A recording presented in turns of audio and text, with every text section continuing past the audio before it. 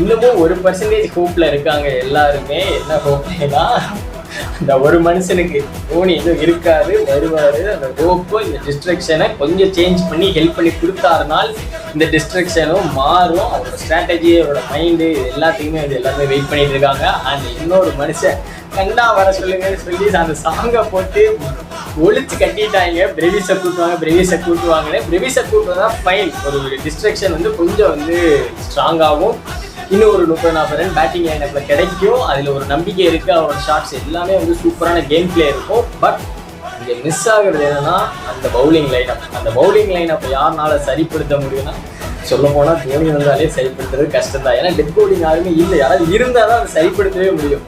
அவரோட மைண்டை வச்சு மட்டுமே வந்து சரிப்படுத்துறதுங்கிறது வந்து ரொம்பவே வந்து ஒரு கஷ்டமான விஷயம் தான். அவரே வந்தாலும் அது வந்து கஷ்டமான விஷயம் தான். பட் அவர் மேல ஒரு ஹோப் இருக்கு. இத்தனை வருஷமா அவர் பண்ணிக்கிட்டு இருக்காரு. அதனால வந்து ஏதோ ஒன்று சேஞ்ச் பண்ணுவாரு அப்படிங்கிற ஒரு நம்பிக்கை தான். இது வந்து மெயினா ஃபுல் அண்ட் ஃபுல் மேனேஜ்மெண்ட் ஏன் வந்து இவ்வளோ பெரிய டிஸ்ட்ரக்ஷன் பண்ணாங்க, ஏன் வந்து ஃபுல் டீமே வந்து டிஸ்மேண்டில் பண்ணாங்க. கொஞ்சம் பிளேயர்ஸை கொஞ்சம் வச்சு கொஞ்சம் அந்த மாதிரி இருந்தால் தானே அது ஒரு இவங்க வந்து ஃபியூச்சரிஸ்டிக்காக வந்து அடுத்து திங்க் பண்ணாங்க. ஒரு சீசன் போனாலுமே பரவாயில்ல, அடுத்த சீசன்ல இன்னும் வந்து சூப்பராக இதே டீமை வந்து கொஞ்சம் பில்ட் பண்ணி வச்சாதான் அடுத்த ஒரு 5 வருஷம் 10 வருஷத்துக்கு வந்து ஸ்டேபிளாக கொண்டு போக முடியும் நினைச்சாங்களா என்னன்னு தெரியல. Full dismantle. இது கொஞ்சம் வந்து ஸ்ட்ரகிள் தான். இதை நம்ம புரிஞ்சுக்கிட்டு தான் ஆகணும்.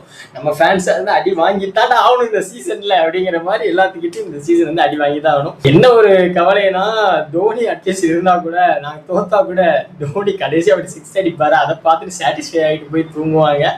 பட் வந்து இப்போ அது கூட இல்லையடா, எங்களுக்கு தோனி 6 கூட இல்லையடா, இப்போ என்னடா பண்றது அப்படிங்கிறதா வந்து நிறைய ஃபேன்ஸோட மனக்குமரல்கள், வருத்தங்களா இருக்கு. ஸோ வந்துட்டு இட்ஸ் ஃபைன் கைஸ், பழகிக்கோங்க. வேற வழியில இதுக்கு மேல பழகித்தான் ஆகணும். அவ்வளவுதான். தோனி எத்தனை வருஷம் தான் தாத்தாயே வந்து விளையாடணும்னு சொல்லுவீங்களாடா. பாவண்டா அந்த மனுஷன் கால் வெளியில கஷ்டப்படுறாப்புலடா. போகுண்டா, அவர் வேணாண்டா.